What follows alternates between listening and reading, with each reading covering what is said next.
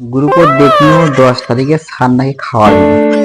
তাহলে আমি 2 দিন আগে থেকে আমি কয়লা দিয়ে দাঁত মাজবো। আর বউ কমু 10 তারিখে সকালে আমি ভাত খাবো না। বউ যদি হামাক কয় এসব খাবারা, আমি কমু যে স্যার আমাদের খাওয়াবি আজকে।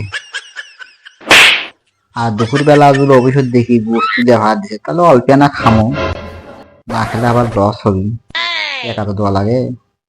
তাই সারাদিন খালি পানি খামো, পানি খাইয়ে পেট ভরামো আর খালি মুখ পেঁচামো, মুইতে পেটটা খালি করবো।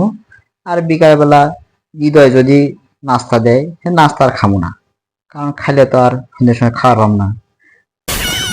তাই সেদিন কি করবো, তাই সেদিন পেট ছেড়ে দেখাবো। ছাড় খাওয়াবি তো, সে একেবারে সেই লেভেলে খাওয়া দেবো। কারণ সেদিন খাসি মাত্র আমি 3টে উঠি, আর লিটন খাইছে 6টা উঠি। আমার সেদিন লস হচ্ছে, সেদিন আমি চিন্তা করছি সারাদিন খাওয়াবি 10 তারিখে, সেদিন একবারে খাওয়া দেবো। দেখা বলে খাওয়ার সময় একেবারে প্যান্টের বেল হুক খুলে দেখানো। লিটন হচ্ছে আমাকে সেদিন বেশি খাওয়াই লাগবে, না হলে হবেই না।